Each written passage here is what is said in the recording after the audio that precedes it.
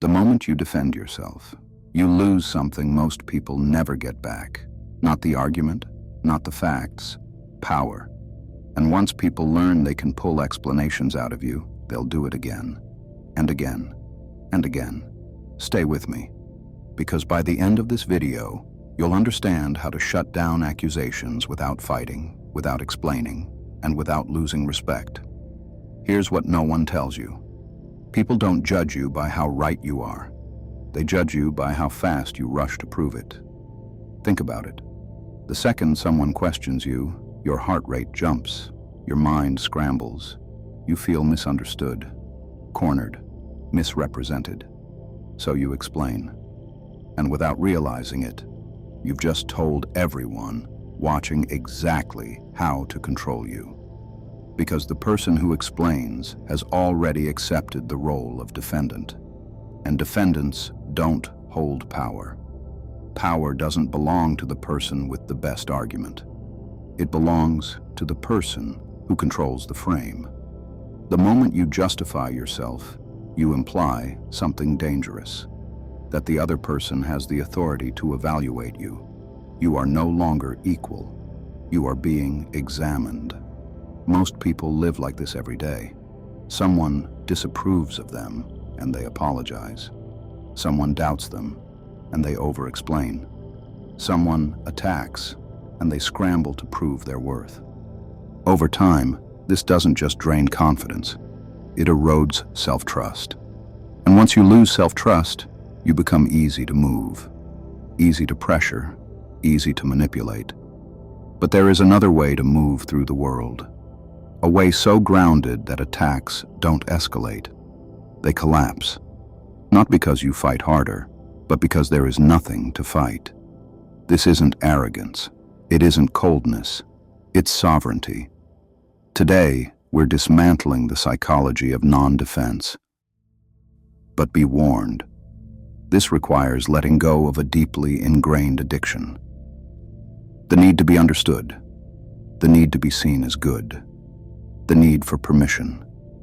Once that dies, something else takes its place. Calm, gravity, authority. And that version of you is extremely difficult to control. So why does defending yourself feel automatic, almost uncontrollable? Because that reflex was installed long before you ever had a choice. Your instinct to explain didn't come from nowhere. It was trained. As a child, explanation was survival. When an authority figure accused you, a parent, a teacher, a coach, your only escape was convincing them you were innocent, that you didn't mean it, that you were misunderstood, that your intentions were good. And it worked.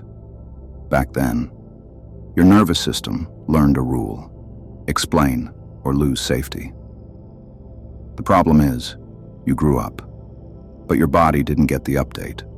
Now it treats everyone like an authority figure, your boss, your partner, a stranger online, even someone openly disrespecting you. When you explain yourself, your body is saying, "Please approve of me so I can relax." That energy is unmistakable. Humans sense insecurity before words even land.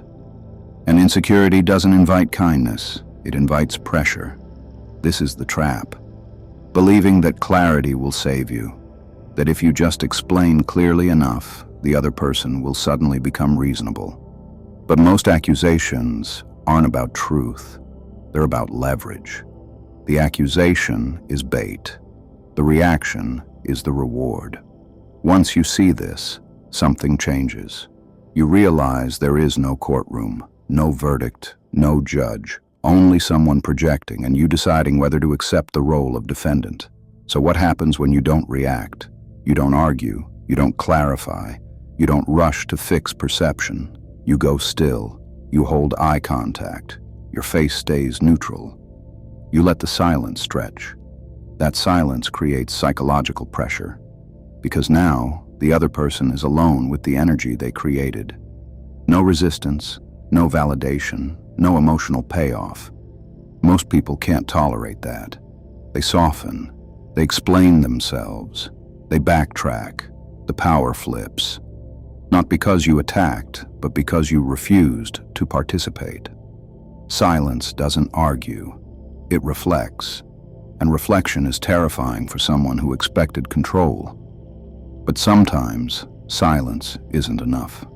Sometimes words are required, just never defensive ones.